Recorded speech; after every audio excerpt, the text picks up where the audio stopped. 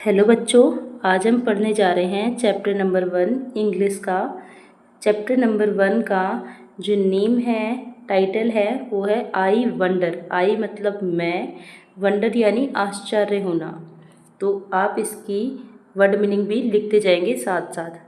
Warmer, warmer मतलब दिमाग, warm मतलब गर्म, वार्मर यानी गर्म करने वाला, यानी दिमाग को गर्म करने वाला, दिमाग को गर्म करने वाले। यहाँ पे 2 या 3 क्वेश्चन दिए गए हैं इस येलो कलर के बॉक्स में। आप भी अपनी बुक निकाल कर रखिए और साथ साथ देखते जाइए। तो यहाँ पे प्रश्न दिया है कि there are many things that we wonder eight.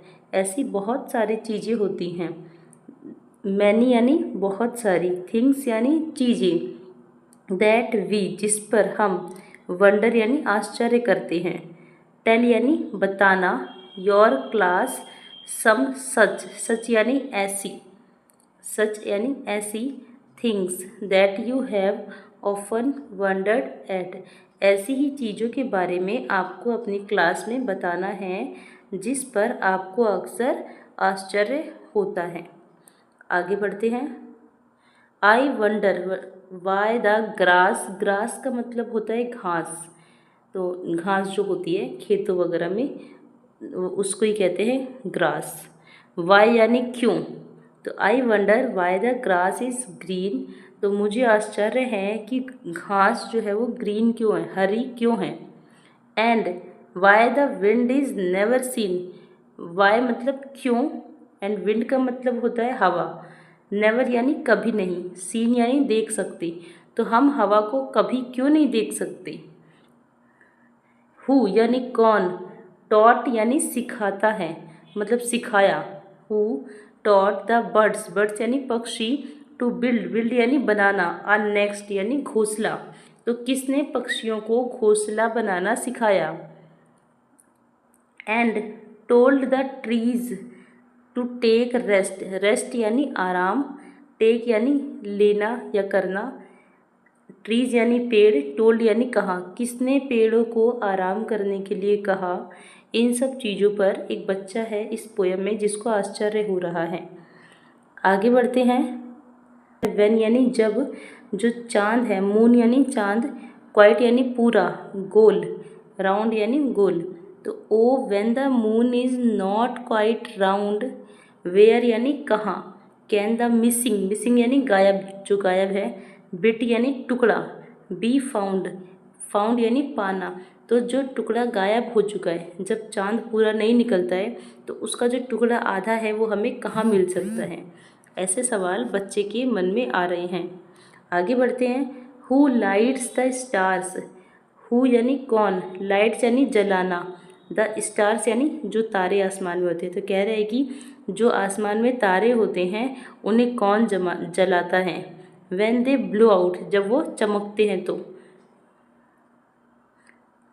And makes the lighting flash about, और जो बिजली आसमान में चमकती है उसको कौन चमकाता है।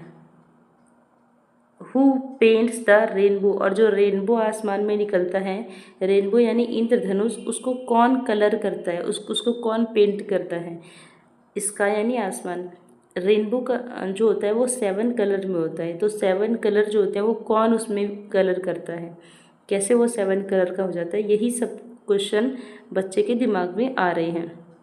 And Hanks the fluffy, fluffy यानी हल्के फुल्के से, क्लाउड्स यानी बादल, जो सो हाई यानी बहुत ऊंचा। तो ये हैंग्स यानी लटकाना। तो ये जो हल्के फुल्के से बादल हैं इतने ऊंचे ऊंचे, इनको कौन इतना ऊंचे पे लटकाता है। ऐसे ये कह रहा है बच्चा। वाई इज़ इट नाउ, ऐसा क्यों है। डू यू सपोज, क्या आप ऐसा समझ सकते हैं, मान सकते हैं, मतलब क्या आप ऐसी कल्पना कर सकते हैं, सपोज कर सकते हैं कि ऐसा क्यों है। ये सब चीज़ें ऐसी जो बच्चे के मन में प्रश्न आ रहा है, ये सब ऐसा क्यों है। That dad won't tell me, जो पापा मुझे नहीं बताते। इफ़ यू नोज़, अगर वो जानते भी हैं तब भी मुझे नहीं बताते। क्योंकि इन सब चीज़ों का जो जवाब है ये शायद ही किसी के पास हो। तो इसका जवाब इसके फादर को भी नहीं पता है, तो बच्चा अपने आप को आश्वस्त कर ले रहा है, यानी अपने मन को शांति दिला रहा है ऐसा बोलकर कि पापा भी नहीं बताते हैं, अगर वो जानते हैं तब भी। आगे देखते हैं, यहाँ पे ये जो पोएम है ये लिखी गई है जैन किर्बी के द्वारा। ये एक पोएट है। आगे बढ़ेंगे हम, वर्ड मीनिंग्स आप लिखते जाएंगे और साथ में याद भी करते जाएंगे, तभी आपको पढ़ने का फ़ायदा मिलेगा। वर्ड मीनिंग्स लिखने से आपके शब्दों का भंडार बढ़ता जाएगा। वंडर का मतलब होता है फील क्यूरियस यानी उत्सुक होना। बिट यानी स्मॉल पार्ट, स्मॉल पार्ट का मतलब होता है छोटा टुकड़ा। लाइटिंग यानी चमकाना, आसमान में जो बिजली चमकती है उसे कहते हैं। Flash of bright light in the sky. Flash about मतलब अचानक से प्रकाशमान हो जाना, अचानक से बिजली चमकना। Sudden spread of light all around, हर तरफ। इस सडन यानी अचानक, स्पीड यानी फैलना, ऑल अराउंड यानी चारों तरफ, हर तरफ बिजली का फैल जाना अचानक से। फ्लफली यानी कि हल्का फुल्का, सॉरी फ्लफ़ी, FLUFFY, फ्लफ़ी यानी हल्का फुल्का। वेरी सॉफ्ट और लाइट, सॉफ्ट मतलब कोमल और लाइट मतलब हल्का।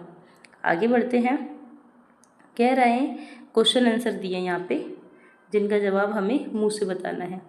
तो what things in the first stanza tell you that the poet is curious। पहले स्टैंजा में, फर्स्ट स्टैंजा जो आपने 4 लाइन का पढ़ा, इसमें कौन कौन सी बात कही गई हैं इन 4 लाइन में। तो इसमें कहा गया है कि वो घास क्यों ग्रीन है, पहले तो बच्चों को इस पर ताजुब होता है। दूसरा, हवा क्यों नहीं दिखती, इस पर ताजुब होता है। तीसरा, पक्षियों को घोंसला बनाना कौन सिखाता है। चौथा, पेड़ को आराम करना किसने सिखाया। इन 4 चीज़ों पे बच्चे को आश्चर्य हो रहा है, यही इस प्रश्न का उत्तर है। नेक्स्ट है, why do you think the speaker calls the cloud fluffy. बच्चा बादलों को हल्का फुल्का क्यों कहता है, क्योंकि जो बादल है वो इतने ऊंचे टंगे हुए हैं और जो चीज़ ऊपर आसमान में है वो हल्की ही होगी, भारी होगी तो नीचे गिर जाएगी, इसलिए बच्चा उसे हल्का फुल्का कहता है। Does the wind have any colour, क्या हवा का कोई कलर होता है, रंग होता है। तो नहीं, उसका कोई कलर नहीं होता है। आगे क्वेश्चन नंबर 4 देखेंगे, do you often ask your father about the things that you wonder at. क्या आप भी अपने पापा से ऐसी ऐसी चीज़ें पूछते रहते हैं जिनको देखकर आपको आश्चर्य होता है। Does he answer your question, क्या वो आपके प्रश्न का उत्तर देते हैं। If he doesn't what do you do to satisfy your curiosity. अगर वो आपके प्रश्न का उत्तर नहीं देते हैं तो आप अपने दिमाग को शांत रखने के लिए, खुद को संतुष्ट रखने के लिए क्या बोलते हैं। तो ये यहाँ पे बताना है, ये बच्चे का खुद का ही उसका क्या ओपिनियन है यहाँ पे बताया जाएगा। अब यहाँ पे ट्रू फॉल्स है, यहाँ पे ट्रू और फॉल्स, ट्रू और फॉल्स की स्पेलिंग आप याद कर लेंगे। The shape of moon is fixed, तो क्या जो मून है, जो चांद है, उसका पूरा महीना एक ही शेप रहता है। नहीं, कभी वो छोटा होता है, कभी बड़ा होता है, कभी आधा निकलता है, कभी पूरा निकलता है, तो इसलिए यहाँ पे आ जाएगा फॉल्स। फॉल्स का F यहाँ लिखा है, आप पूरा फॉल्स लिख लीजिएगा। नेक्स्ट है, the birds make their own nest, जो पक्षी हैं वो अपना घोंसला खुद बनाते हैं। तो हाँ, ये बात सही है, इसलिए ट्रू आ जाएगा। ट्रू यानी सही, फॉल्स यानी गलत। The rainbow is not always colourful, जो रेनबो होता है क्या वो हमेशा रंग बिरंगा नहीं होता है। नहीं, ये फॉल्स है, क्योंकि रेनबो हमेशा ही रंग बिरंगा होता है, 7 कलर में हमेशा होता है।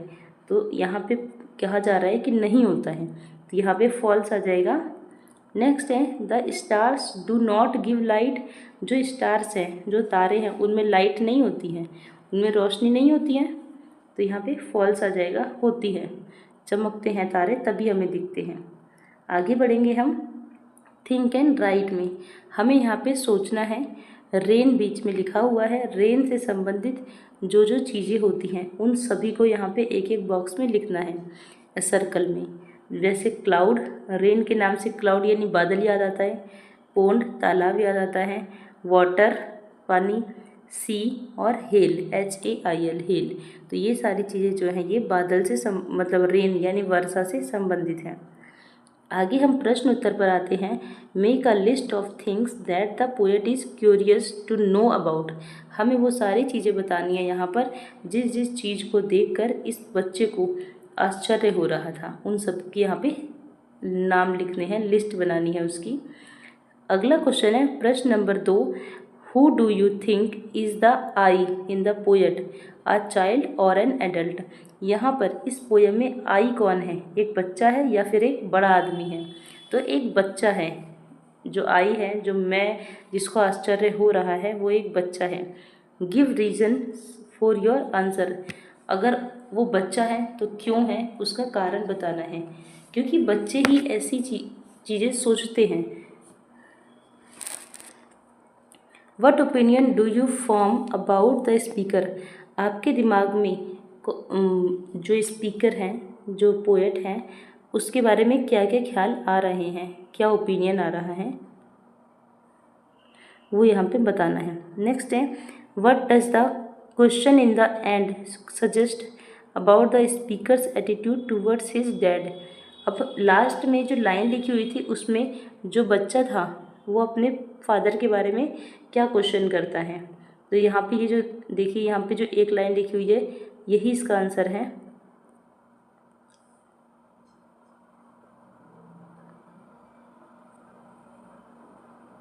आगे हम बढ़ेंगे।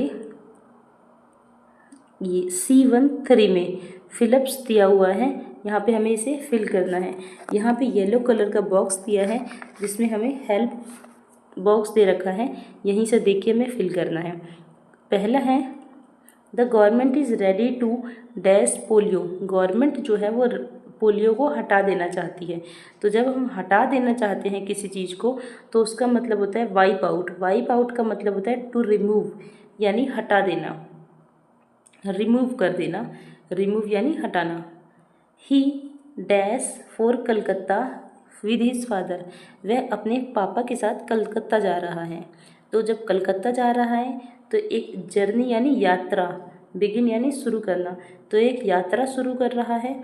यात्रा शुरू करने का मतलब है सेट आउट। तो यहाँ पे सेट आउट फिल कर देंगे, ये वाला, यहाँ पे ये वाला था फर्स्ट में। हमें बस इतना ही फिल करना है। ये फ्रेजल वर्ब हैं जो एक वर्ब से मिलकर बने होते हैं। वर्ब के साथ ही साथ इसमें प्रेपोजिशन जुड़ा होता है। जैसे कि ये वर्ब है, ये प्रेपोजिशन है, ये वर्ब है, ये और ये प्रेपोजिशन है, ये वर्ब है, ये प्रेपोजिशन है। चलिए आगे बढ़ते हैं। Dash a doctor to examine the patient. Doctor को बुलाना है पेशेंट को चेक करने के लिए। तो कॉल आउट, कॉल आउट मतलब बुलाना। He had to dash smoking because he had breathing problem. उसे स्मोकिंग को त्यागना होगा यानी छोड़ना होगा क्योंकि उसे सांस की दिक्कत है। ब्रीदिंग यानी सांस, जो हम सांस लेते हैं उसकी दिक्कत है। तो गिव अप, गिव अप का मतलब होता है छोड़ देना, त्याग देना। नेक्स्ट है डैश द लैंटर्न। तो put out the lantern, put out यानी टू एक्सटिंग्यूश। आगे देते हैं राइमिंग टाइम। राइमिंग टाइम में जो वर्ड, जिन शब्दों की साउंड एक जैसी होती है, आवाज़ एक जैसी होती है, उन्हें राइमिंग वर्ड कहते हैं। जैसे आप यहाँ पे देख सकते हैं, यहाँ से देखिए, such pair of words that end with the similar sound. ऐसे शब्दों के जोड़े जो कि एक जैसी आवाज़ पर ख़त्म होते हैं उन्हें हम राइमिंग पेयर या राइमिंग वर्ड कहते हैं। तो जैसे कि हमने लिखा, यहाँ पे लिखा हुआ है ग्रीन, सीन, बीन। ये सभी ई की मात्रा और ना पर ख़त्म हो रहे हैं। Green, bean, seen. तो हमें यहाँ पे लिखने हैं 4-5 और पोएम में से देख के। तो हमने यहाँ लिखा पहला नेस्ट, रेस्ट, चेस्ट, क्रेस्ट। ये सभी क्या है, बोलने में एक जैसे हैं। इनकी जो साउंड निकल रही है, जो आवाज़ निकल रही है, वो एक जैसी है। तो एक जैसी आवाज़ वाले शब्दों को ही राइमिंग वर्ड कहते हैं। अगला है round, found, sound, mound. Next है out, about, shout, scout. Next है sky, high, cry, fry. Spelling change हो सकती है लेकिन जो साउंड है, जो आवाज़ है, वो सेम होनी चाहिए। जैसे सपोज, नोज, प्रोज, चोज। तो ये है राइमिंग वर्ड। और यहाँ पे लेट्स टॉक में एक एक्टिविटी दी हुई है कि हमें डिस्कस करना है, ग्रुप में या पेयर में डिस्कस करना है कि अगर हमें मून नहीं दिखता है तो क्या होगा। तो रात पूरी काली नज़र आएगी। आगे बढ़ेंगे। यहाँ पे अपनी फर्स्ट स्टैंजा को मदर टंग यानी मातृभाषा में आपको ट्रांसलेट करना है, लिखना है। पोएम की फर्स्ट स्टैंजा, कोई से भी एक स्टैंजा को, यहाँ लिखा है एनी वन ऑफ, कोई सा भी एक स्टैंजा को अपनी मातृभाषा में लिखना है। आगे बढ़ते हैं हम। कहा है यहाँ पे कि फाइंड इन द ग्रिड, ये ग्रिड दिया हुआ है एक, इसमें हमें वेदर यानी मौसम, मौसम से संबंधित शब्दों को ढूंढना है। हॉरिजॉन्टली, हॉरिजॉन्टली यानी इस तरह से, इसे बोलते हैं हॉरिजॉन्टल, इस लाइन को हॉरिजॉन्टल बोलते हैं। उसके बाद बोले वर्टिकली, वर्टिकली यानी ऐसे, ये जो लाइन ऐसे आई है ऐसे। और डायगोनल होता है इस तरह से, डायगोनल होता है ऐसे, डायगोनली, डायगोनली। और देखिए यहाँ पे एक करके भी दिखाया गया है फोरकास्ट का, बाकी आप कर लेंगे। Temperature, cloud, rainbow, cloudy, weather, weather यानी मौसम, lightning, snow, wind, sunny, umbrella, rain. तो यहाँ पर हमारा चैप्टर ख़त्म हो जाता है। वीडियो कैसी लगी कमेंट सेक्शन में बताइएगा और वीडियो के लिए चैनल से जुड़े रहें।